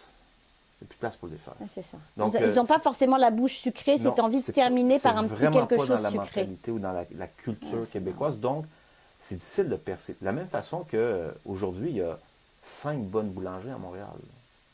On les compte, les bonnes. Après, il y en a une dizaine d'autres qui font une bonne job. Là. Mais vous n'aurez pas toujours du pain à tous les repas. Le Québécois ne passe pas tous les jours chercher sa baguette. C'est pas vrai. Mais le week-end, il va acheter les 3-4 miches avec les fromages. Ça, c'est certain qu'ils vont le faire. Mais la semaine, ils peuvent vivre sans le pain. Nous, on a complètement arrêté de manger du pain. Ouais. Vraiment. C'est-à-dire qu'on a les bagels le dimanche. Mais c'est pour ça que je n'ouvre pas ici. Et... Non, mais s'il y a une boulangerie, on passera acheter notre pain. Ça c'est sûr. Non, mais parce que c'est idiot, mais c'est vrai que... Enfin, alors, s'il y a... comment ça s'appelle pas Première moisson. Non, c'est pas un première moisson sur la Lune, c'est un... Bon, je sais plus. Enfin, c'est brioche dorée. Ouais. Mais bon, brioche dorée, c'est... Excusez-moi, je devrais peut-être pas le dire, mais c'est pas le pain que j'aime, quoi. C'est pas la bonne baguette croustillante, fraîche ou... Voilà, donc oui, ça m'arrive d'aller au marché à Atwater. Je récupère effectivement du pain chez Première Moisson. Ils ont notamment un pain aux noix qui est délicieux. Mais voilà, c'est vrai que ça m'oblige à aller... c'est ce que tu dis, c'est qu'il n'y a pas suffisamment de boulangerie au mètre carré. Donc n'ayant pas vraiment de boulangerie, c'est vrai que le pain est sorti de notre quotidien finalement. Ouais. Mais tu l'as dit tout à l'heure en parlant de bagel, et aussi Montréal est quand même une ville d'immigration multiculturelle qui fait qu'on a aussi des bagels juifs, qui datent quand même de...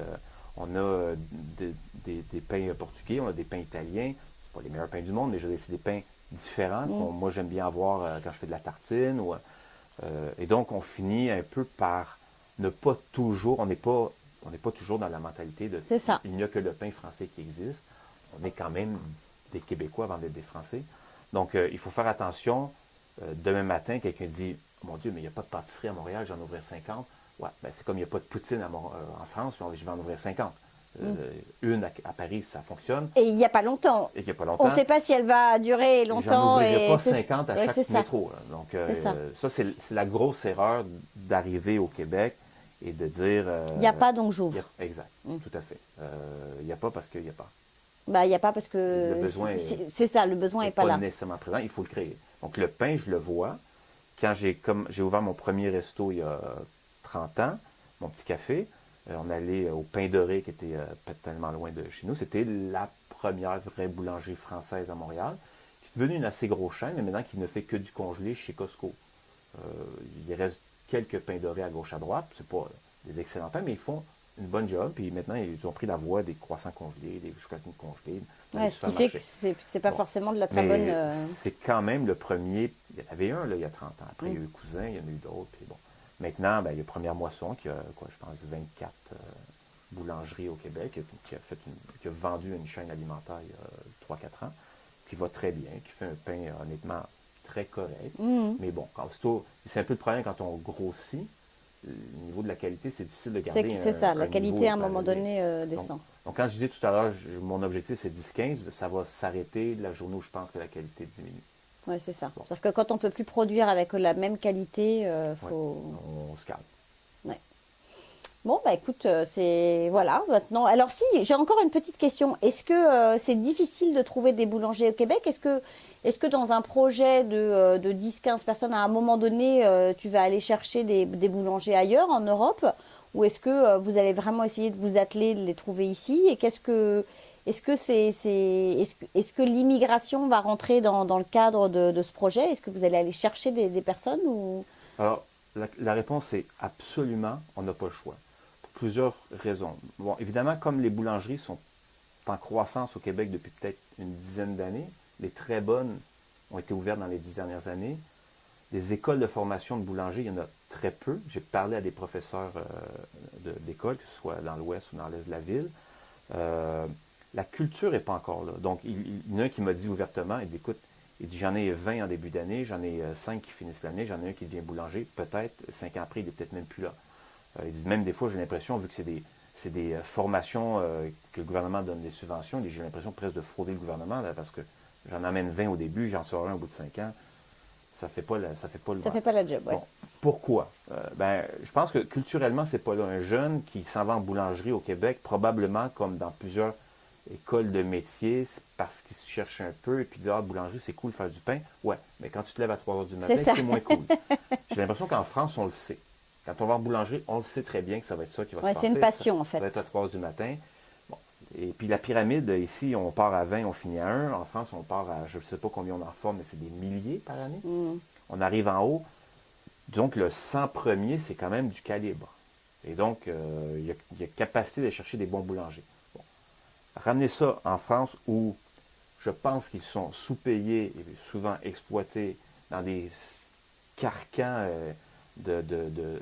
d'entrepreneuriat difficile, où ils veulent tous être boulangers à leur compte parce que c'est la seule façon de faire un peu d'argent. Et encore, c'est pas sûr parce qu'il y a 35 000 boulangeries en France, dont la moyenne des 35 000 boulangeries, c'est 350 000 € par année de chiffre d'affaires. À la fin, ça laisse plus beaucoup. Ouais, c'est ça. Donc, à part les quelques-uns qui réussissent à faire des chaînes ou même à la rigueur de vendre leur âme en achetant une chaîne, donc de travailler avec des marques de licence, puis je ne donnerai pas de nom, ils sont un peu écœurés. Donc, honnêtement, des boulangers français qui veulent venir, veulent aller à l'étranger, il y en a beaucoup. Qui veulent venir au Québec, il y en a encore beaucoup. Et le gouvernement va te faciliter la tâche, tu crois ou... Ça fait partie des PVT, des contrats. Il y a toutes sortes de contrats. Honnêtement, je commence à me mettre le nez là-dedans. Toi, tu es pour l'immigration au Québec? Absolument. Moi, je suis fils d'immigrés. Oui. Oui, mais enfin bon, tu pourrais avoir une Moi, autre... en fait, le seul bémol que je ferai, je suis pour une immigration diversifiée. Donc, complètement. C'était mon choix. Je pense qu'on en rentre 50 000. Combien on en rentre? 50 000 au Québec par année? Ou c'est 50 000 au Canada? Non, je crois que c'est au Québec. 50 000 au Québec? Oui, je crois que c'est au Québec. Moi, je dirais c'est 100 000 et non pas 50, perso. Donc, oui, je suis pour l'immigration. Ça serait peut-être un maximum de 5 à 10 000 par région. Par région, pays. Juste question ouais, de c'est faire ça. un blend. Je veux dire, moi, j'aime aller voir les Portugais, les Roumains. Moi, j'ai vu toutes les immigrations. Là. Puis souvent, on a poussé l'immigration francophone parce qu'évidemment. Bah, pour sauver aussi la loi 101, le français au Québec, c'est sûr. Donc, on a eu les Vietnamiens dans les années 80, les Roumains dans les années 90. Là, on a des Maghrébins depuis une dizaine d'années. C'est beau, on continue, on fait la tournée. Moi, je suis pour les Latins, de façon générale. Je pense que c'est des gens qui... C'est ça, l'Espagne, l'Amérique latine, il y en a plein. L'Amérique latine aussi, Je ferais un mix. C'est bon. Moi, je trouve que c'est bon pour les restos. Ça amène des... C'est vrai. On a très peu d'Indiens pakistanais ici. Toronto, moi, je vais souvent à Toronto. J'allais souvent à Toronto pour la banque. Mais il y a une grosse immigration plus britannique, évidemment. Là. Donc, Pakistan, Afghanistan... C'est magnifique, là, les restos qu'il y a là, puis les gens, les mix que ça fait. Et je trouve qu'à Toronto, il y a une belle mixité. On voit beaucoup. Là, encore plus qu'à Montréal, le multiculturalisme est plus fort. Moi, je pense que oui. Il est probablement plus suburban, donc c'est difficile, la génération. Moi, je dis toujours, c'est pas la génération qui arrive qu'il faut intégrer, c'est les enfants. La génération qui arrive, si elle veut s'intégrer, elle s'intégrera. Si elle ne veut pas s'intégrer, elle ira prendre sa retraite dans son pays. C'est pas que c'est pas important, c'est la suivante qui doit devenir québécoise et qui après est capable de parler, de dire crise de tabarnak, et de dire bon, ben celui-là c'est fait. Ça, c'est sûr et certain. On le voit, alors je ne porterai aucun jugement et il n'y a pas d'acte politique dans ce que je dis, mais on le voit dans la politique d'immigration en France où c'est plus les parents qui se sont intégrés et les enfants qui ne se sont pas intégrés, ça crée des troubles. Ouais. Alors après, pourquoi est-ce qu'ils ne se sont pas intégrés, ça c'est autre chose. Mais voilà, c'est sûr qu'il vaut mieux que ce soit l'enfant, parce que l'enfant c'est le futur, hein, c'est demain. Donc, Tout à fait. Et moi j'ai vécu dans des quartiers où, à côté c'est le quartier italien. Saint-Léonard, c'est le quartier italien. Vous allez à Saint-Léonard aujourd'hui, il reste peu d'Italiens. Bon, la génération des années 50 a soit décédée ou c'est un peu éparpillé. Les enfants sont partout. Moi, j'ai des amis, ils ont des noms italiens, ils ne parlent pas italien ou ils parlent un peu d'italien. C'est des deuxième, des troisième générations. Évidemment, pendant la Coupe du Monde, pas cette année parce que l'Italie n'est pas à la Coupe du Monde, mais de façon générale, ils vont sortir le drapeau italien. Les Espagnols, c'est la même chose. Je suis tout à fait pour. Moi, je pense que Québec est un pays d'immigrés, puis le Canada est un pays d'immigrés, puis il faut pas... C'est ce qui fait la beauté du Canada. C'est ça. On est bien d'accord. Et qu'est-ce que tu dirais alors à des personnes qui rêvent d'immigration, qui veulent venir s'installer? Est-ce qu'il y a une, je sais pas, la clé du bonheur, la clé à l'intégration? Qu'est-ce qui... Moi, je dirais venez pour les bonnes raisons. C'est-à-dire, c'est pas nécessairement une fuite. Qu'est-ce que vous apportez? Puis qu'est-ce que vous venez chercher? Je dis souvent Montréal, personnellement Montréal, je trouve pas que c'est une belle ville. J'y habite, je l'aime. C'est pas une belle ville architecturalement. J'ai vu Bordeaux qui s'est complètement métamorphosé par Juppé dans les 10 dernières années. J'arrive de Copenhague. Même Toronto, à la rigueur, dont on a beaucoup ri pendant des années. Je trouve que c'est une ville qui devient belle. Qui est très belle. Boston, dans certains quartiers. Bon, ouais, je dirais, donc Montréal a du travail à faire pour devenir une belle ville. Cela dit, la qualité de vie à Montréal pour élever des enfants, avoir un emploi décent et se sentir en sécurité, à l'aise, friendly, avoir des amis, être capable de bouger, d'aller voyager, d'aller aux États-Unis, d'aller aller dehors. Je donnerai des photos tout à l'heure de mon week-end au chalet dans les cantons de l'Est. Pour Instagram? Oui, c'était phénoménal ce week-end. Le ciel était bleu, c'était blanc, il y avait des rivières. Je veux dire, venez parce que vous avez besoin de douceur, et de décompresser. Et puis parce que vous apportez quelque chose aussi. Oui, hein. Oui, puis... Il faut quand même apporter à l'économie. Je pense que si vous arrivez à cœur ouvert, les gens vont vous accepter, ils vont vous aider. Moi, sur ma rue, on fait un souper de ruelle maintenant depuis 2 ans. C'est une petite rue, mais j'ai au moins 5 ou 6 familles de Français. On se voit souvent, pas parce que je cherche pas nécessairement les Français, mais parce qu'ils sont contents d'avoir un Québécois qui est capable de, dire la vérité. Il n'y a pas que du beau à Montréal, mais il y a une qualité de vie, moi, je trouve que j'ai pas trouvé mieux ailleurs. J'aime aller dans le sud. Arrivé au mois de mars, j'ai besoin de soleil et de chaleur. C'est ça. Mais c'est correct. Je fais une semaine au Mexique ou une semaine, là, je vais en Antigua. Je suis content, je reviens. Je suis allé en France il y a 2 semaines, j'étais content d'y aller, je suis content de revenir. Je m'ennuie des cerises au mois de juin. Bon, ça arrive. Mais on finit par trouver son compte. C'est ça. Et c'est pas la France. Ouais, Québec, c'est pas la France. Ah ben ça, c'est Faut sûr. pas arriver ici en disant ouais, mais c'est pas la France. Ben oui, mais la Chine, c'est pas la France non plus. L'Italie, c'est pas la France non plus. C'est pas parce qu'on parle français que C'est la grosse c'est erreur. ça. C'est Je la grosse pense que erreur. la grosse erreur, c'est de penser quand on arrive ici que c'est la France 2. Non, c'est pas. Oui, c'est une ancienne colonie, mais ça fait quand même 400 ans. Et j'ai reçu aujourd'hui un message qui, au départ, m'a un peu choquée. Et puis après, je réalise que c'est pas dit du tout méchamment, mais au contraire, c'est où elle parle en fait que le français a tendance à vite devenir colonisateur, à vite retrouver son état son état d'esprit de colonisateur ou c'est quoi en fait? Qu'est-ce qui choque dans l'état d'esprit? C'est je sais tout, je suis au courant de tout, j'ai besoin de conseils de personne. C'est quoi l'attitude en fait qui est la plus dérangeante? Ça dépend qui. C'est- Je pense que c'est plus l'individu que tous les Français. Oui, non, je suis d'accord. Quand j'étais à la BNP pendant 18 ans, on avait évidemment le principe des expats. Hein. Donc, le président de la banque, le numéro 2, le numéro 3, le numéro 4, c'était des expatriés. Ils venaient pour 4 ou 5 ans. Et puis, il y avait évidemment, vu que c'était à la BNP, un peu comme moi, des Français qui étaient rentrés dans le groupe et qui restaient là. Il y avait évidemment aussi des Québécois qui rentraient dans la BNP pour devenir expatriés ailleurs. J'ai eu des amis québécois qui sont allés au Portugal, en Suisse. Bon. Et j'ai évidemment tout vu dans les Français qui sont venus. Le côté très hiérarchisé, on a beau leur dire, moi, dans mon rôle, j'avais le droit de parler à des présidents d'entreprise. En fait, les présidents d'entreprise avaient plus intérêt à me parler à moi que de parler à la responsable commerciale de la banque, qui était une expatriée française et qui, pour elle, c'était hyper important. Non, vous ne pouvez pas parler à monsieur un tel sans que vous soyez passé par moi. Je dis non, mais c'est au Québec. Donc, il y a ce côté un peu, on n'est pas en France. Arrêtez de travailler à la française. Et donc, il y a des gens qui, quand ils s'installent ici, ils sont encore en France. Et ils ont fui des choses en France. Mais ils n'arrivent pas Ils ont à... quitté et ils vont reproduire encore les mêmes défauts qui les ont fait partir, qui étaient la hiérarchisation à outrance, la réglementation à outrance.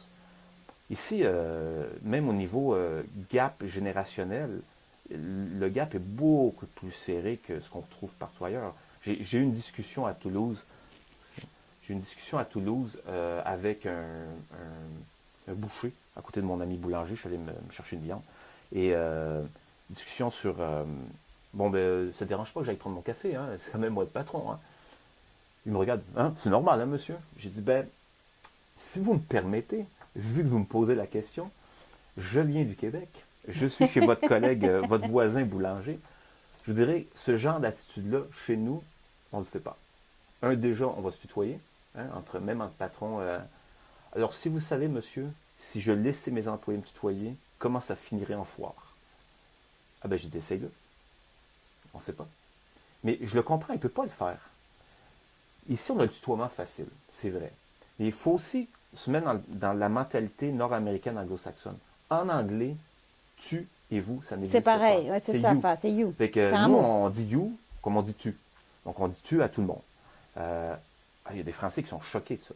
Il y en a d'autres qui comprennent assez rapidement.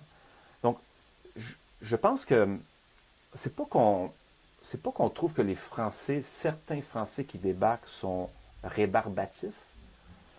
J'ai l'impression que c'est à peu près la même dynamique que le Parisien qui débarque en province. Bon, c'est ce côté un peu... Aux États-Unis, vous avez la même situation. Les gens qui débarquent de New York en région. Fait il y a le côté un peu grand. Moi, je l'ai vécu avec des gens de Toronto. Montréal est quand même un peu le tapis à épousseter des Ontariens. Donc, Toronto, c'est quand même la grande ville. Toutes les grandes banques sont à Toronto. On les a souvent vus débarquer avec leurs gros sabots. Vous êtes juste Montréal, là, on va se rapatrier. C'est pas typiquement français. Je pense que c'est plus... on dit souvent que Montréal, c'est un très gros village. On va dire une petite ville. C'est assez vrai. Hein. Oui. Tout le monde connaît tout le monde. Voilà. Très facilement, on réalise qu'on a des connexions communes sans... Donc, ça va vite de savoir que vous êtes finalement... il faut faire attention, je pense. Moi, on m'a souvent dit, vous êtes très critique face aux Français, hein, vous devriez faire attention à vos commentaires. J'en ai rien à foutre, moi je suis français aussi. Il n'y a pas de racisme dans ce que je dis. Je suis français. Je vais juste vous dire ce que je ressens, que vous devriez faire attention parce que vous êtes au Québec. Mais après, on vous adore. Vous parlez français, vous aimez la bonne bouffe, vous êtes capable d'avoir... Il y a des discussions intellectuelles qui sont super intéressantes à avoir. Il ne faut pas se prendre la tête non plus. Mais c'est vrai qu'il ne faut pas arriver en terrain conquis et en se disant c'est Je le ferai facile, pas, finger in the nose, c'est ça. C'est une C'est culture. une très grosse erreur. C'est ça. C'est une autre culture, on est d'accord. Tout à fait. Toi qui as baigné une éducation française et vivant au Québec, finalement, tu es d'accord que c'est vraiment deux cultures différentes. Deux cultures différentes. Il y a certains aspects qui se ressemblent, mais honnêtement, on est aussi différents Qu'un espagnol et un moi, je pense italien, que oui, quoi. Enfin, absolument. Je pense que oui. Il y a des choses qui se ressemblent. Les deux aiment le foot. Bon, ben c'est bon, c'est cool. ou qu'un chilien, d'ailleurs, et un espagnol qui vont parler la même langue, mais qui finalement vivent sur deux continents. Brésilien et le portugais, ils c'est parlent ça. la même langue. Ouais, c'est ça. Cool, mais c'est deux pays. Hein. C'est ça, on est d'accord. Eh ben, merci François. Mais merci bien. Bon courage. Et puis, écoute, moi je viendrai, Entendez-le. promis, pas trop longtemps avec mon laptop. Oui, on fera une petite pause pour annoncer l'ouverture. Génial. Merci. Bien. Merci. Au revoir. Et puis nous, on se retrouve après la pause. La parenthèse immobilière vous est présentée par Fabrice Wolzenlegel. Bonjour Fabrice, Bonjour Géraldine, bienvenue. merci beaucoup. Bon, alors je vais vous expliquer un peu à tous cet accueil de Fabrice qui rejoint les Mardis de l'immigration. Et en fait, Fabrice est courtier immobilier à Montréal. Et donc, on va intervenir dans la parenthèse immobilière. Est-ce que tu peux nous parler un peu de toi, nous dire depuis Bien. combien de temps tu es là? Enfin voilà, nous expliquer un peu cette intervention. Bien sûr, avec grand plaisir. Donc c'est avec grand plaisir que je vais intervenir dans la parenthèse immobilière. Moi je suis français, comme mon nom ne le fait pas forcément croire, mais je suis français, je suis ici depuis 10 ans. On est arrivé en tant que résident permanent. Avec nos deux enfants, qui à l'époque avaient 7 et 9 ans.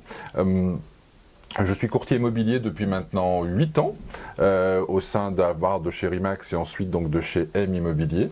J'ai donc évidemment passé les licences, évidemment je suis membre de l'OACIQ qui est notre organisme d'autorégulation, je suis membre de la Chambre immobilière du Grand Montréal, donc de cette façon-là je suis accès à tout ce qui se passe dans l'immobilier au sein de Montréal. Parfait. Et donc aujourd'hui, est-ce que tu peux nous expliquer quelles vont être les interventions que tu vas faire donc, au sein de l'émission, au sein des Mardis d'immigration, donc dans cette parenthèse, qu'est-ce que tu viens apporter en fait à nos interlocuteurs qui nous suivent? Bien sûr, donc ça faisait partie d'une démarche qu'on avait eue et d'une discussion qu'on a déjà eue plusieurs fois. Exactement. La discussion visait à faire des capsules, en fin de compte, une parenthèse de choses très pratiques. Pratico-pratique, c'est-à-dire de ne pas rentrer dans quelque chose d'un grand débat, de faire un format de 2-3 minutes sur un sujet donné. Sujet donné qui pourra être soit très général, faut-il mieux acheter ou louer, ou un sujet qui pourra être plus précis, du style qu'est-ce qu'un vice caché, qu'est-ce qu'un contrat de sous-location.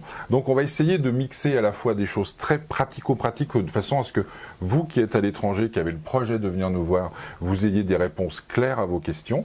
Ou même si vous êtes ici. Ou même si vous êtes ici d'ailleurs, mais en tout cas des réponses claires à vos questions et puis sur un format court, que vous ayez l'intégralité des réponses à ces questions-là. L'objectif est aussi qu'on fasse quelque chose d'interactif, ce qu'on avait dit. Tout à fait. Donc on a créé une adresse email pour la parenthèse immobilière, donc la parenthèse immobilière à commercial@gmail.com, qui a pour vocation de dire si vous avez des questions ou si on n'a pas suffisamment répondu à vos questions dans une des capsules, n'hésitez pas à nous envoyer un courriel, n'hésitez pas à nous envoyer des demandes et à la fin de chaque capsule, on essaiera de répondre à une ou deux questions qui sont très précises en quelques mots, de façon à vous permettre d'avoir le maximum d'informations. Voilà, et on va essayer de faire la chose la plus pratico-pratique et la plus facile. C'est ça, sympathique, pratique, facile à comprendre. Et puis effectivement, l'adresse qui s'inscrit, la parenthèse immobilière à gmail.com pour justement poser vos questions. Je trouve que c'est une fabuleuse idée. Donc voilà, écoute, je ne sais pas si tu as déjà reçu des questions. Non, c'est tout nouveau tout ça. Non, pas encore reçu des questions, mais surtout, envoyez-nous des questions, soyez interactifs.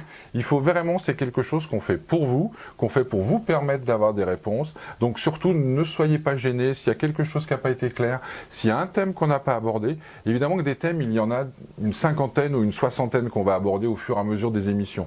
Mais il y en a peut-être un qui pour vous est plus important à très court terme.